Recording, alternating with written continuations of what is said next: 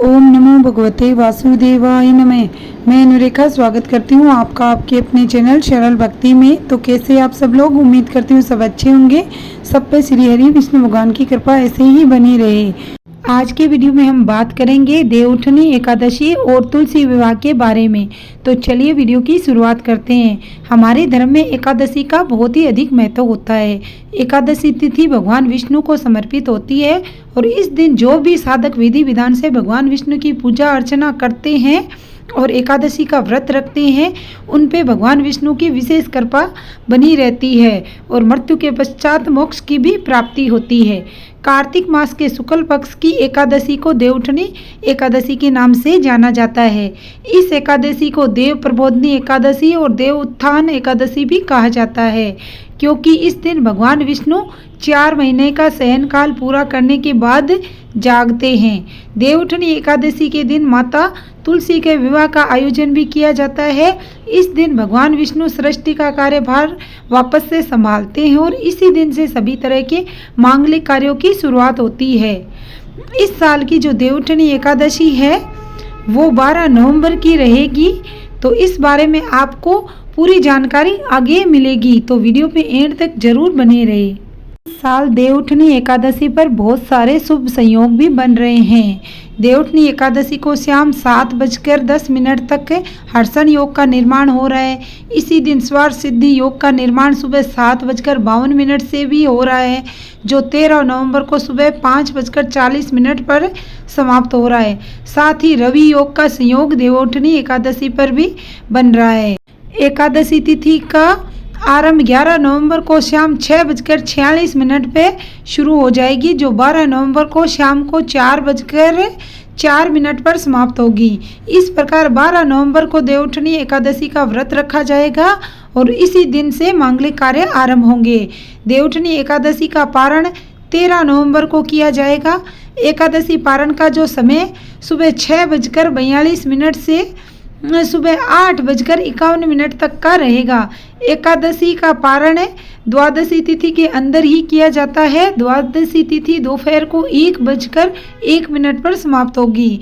एकादशी के अगले दिन द्वादशी को ही तुलसी विवाह किया जाएगा। इस बार जो भी साधक देवउठनी एकादशी का व्रत करते हैं उन्हें हो सके तो ब्रह्म मुहूर्त में उठना चाहिए। अगर उतना नहीं हो सके तो सुबह जल्दी ज़रूर उठ के, अगर आपके आसपास में कोई नदी सरोवर हो तो वहाँ पे स्नान करें और वहाँ संभव न हो सके तो घर पे ही आप गंगा जल डाल के स्नान आदि से निवृत्त होके घर के मंदिर की साफ़ सफाई करके फिर उसमें दीप प्रज्वलित करें सबसे पहले। उसके बाद भगवान विष्णु को गंगा जल से अभिषेक करें। भगवान विष्णु को पुष्प और तुलसी दल अर्पित करें।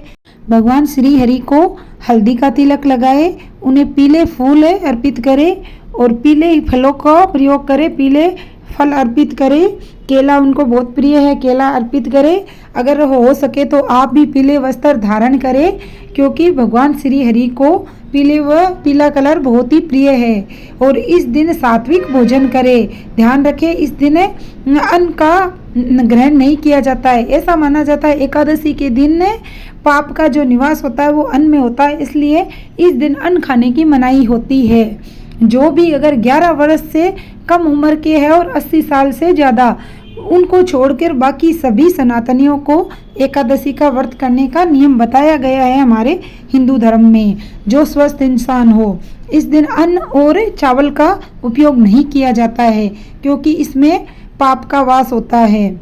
और इसी तरीके से भगवान का पूजन करें, सात्विक भोजन करें, सात्विक विचार रखें। जितना हो सके उतना भगवान का भजन करें, विष्णु सहस्त्र नाम का पाठ करें और भगवान को भी तुलसी अर्पित करें और भगवान की और माता लक्ष्मी की दोनों की पूजन करें और दोनों की आरती करें। इस तरीके से आप श्री हरि का व्रत कर सकते हो। साथ भी आप गर्म कपड़ों का दान भी कर सकते हो और आपके आसपास जो भी सा मंदिर है श्री हरि विष्णु भगवान के कोई भी अवतार का, तो वहाँ पे आप शाम को जाके 5 दीपक भी जला सकते हो। और जो तुलसी विवाह है वो द्वादशी तिथि पे किया जाएगा, यानी एकादशी के अगले दिन तुलसी विवाह किए जाने का विधान है। इस दिन भगवान विष्णु के स्वरूप अर्थात शालिग्राम जी से तुलसी का विवाह किया जाता है। यही कारण है कि तुलसी माता को श्री हरि की पटरानी भी कहा जाता है। ऐसा माना जाता है कि पूरी विधि विधान से तुलसी विवाह किया जाए तो इससे साधक को सुख समृद्धि का आशीर्वाद तो मिलता ही है, साथ ही अखंड सौभाग्य की प्राप्ति होती है। ऐसे में यदि आप भी तुलसी विवाह का अनुष्ठान में कर रहे हो तो इन चीज़ों को शामिल जरूर करें ताकि आपको पूजा का पूर्ण फल प्राप्त हो सके। कार्तिक मास के शुक्ल पक्ष की द्वादशी तिथि 12 नवंबर को दोपहर 4:04 पर शुरू हो रही है। वहीं इस तिथि का समापन 13 नवंबर को दोपहर को 1:01 पर होगा। ऐसे में जो तुलसी विवाह है वो बुधवार 13 नवंबर को किया जाएगा। समय आप आराम से नोट कर ले। इसमें तुलसी विवाह में क्या क्या सामग्री चाहिए होगी वो आप एक पेन और कागज़ लेके बैठे और सारी सामग्री नोट करते जाए। इसमें चाहिए तुलसी का पौधा, भगवान विष्णु की तस्वीर और शालिग्राम जी, लाल रंग का वस्त्र, कलश, पूजा की चौकी, सुहाग की सामग्री जैसे बिछुए, सिंदूर, बिंदी, चुनरी, मेहंदी इत्यादि, और मूली, शकरकंद, सिंघाड़ा, आंवला, बेर, सीताफल, अमरूद, ये फ्रूट चाहिए आपको, केले के पत्ते और हल्दी की गांठ, नारियल, कपूर, धूप और चंदन। तुलसी विवाह के अनुष्ठान में सबसे पहले केले के पत्ते और गन्ने से मंडप तैयार किया जाता है। रंगोली बनाकर पूजा स्थल को सजाया जाता है। साथ ही माता तुलसी को सुहाग की सामग्री ही अर्पित की जाती है। जो भी आपने तैयार किए हो सके तो 16 सामग्री भी आप ला सकते हो।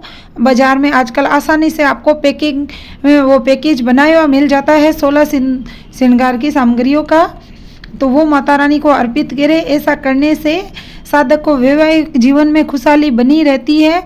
साथ ही तुलसी पूजा में गन्ना, अनार, केला, सिंघाड़ा, मूली आदि अर्पित किए जाते हैं और घी के 11 दीपक भी जलाए तुलसी माता के आगे। पूजा वाले दिन तुलसी के पौधे को अच्छे से धोकर साफ कर ले और उनकी पत्तियों को तोड़कर कुछ पत्तियों को साफ पानी से धो ले और तुलसी को सिंदूर, हल्दी और मेहंदी से सजाए। शालिग्राम शिला को गंगाजल से धोकर साफ करे और उसे भी तुलसी की पत्तियों से सजाए। तुलसी विवाह के लिए एक छोटा सा मंडप जो सजाया है, मंडप को फूलों और रंगोली से अच्छे से सजाए।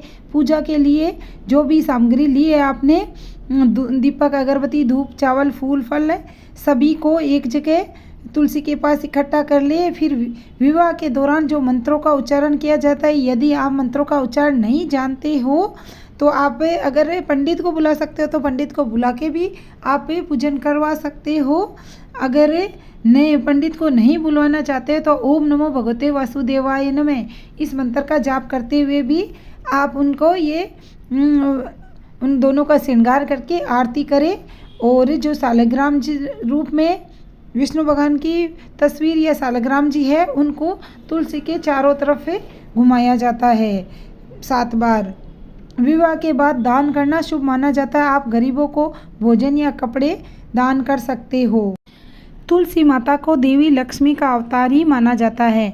वह धन, समृद्धि और सुख शांति की देवी है। तुलसी के पौधे को घर में लगाने से घर में सकारात्मक ऊर्जा का संचार होता है और नकारात्मक ऊर्जा का नाश होता है। वहीं शालिग्राम शिला को भगवान विष्णु का स्वरूप माना जाता है।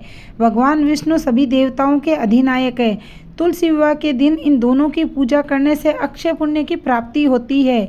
ऐसा माना जाता है कि तुलसी विवाह करने से घर में धन धान्य की वृद्धि होती है। और अगर आपके घर में किसी का मांगलिक कार्य नहीं हो रहा है, किसी की शादी नहीं हो रही है, तो आप इस बार तुलसी विवाह जरूर करें। और तुलसी के पौधे आप दान भी कर सकते हो, जिससे भी श्री हरि की कृपा आप पे बनेगी और आपके घर में मांगलिक कार्य जल्द होंगे।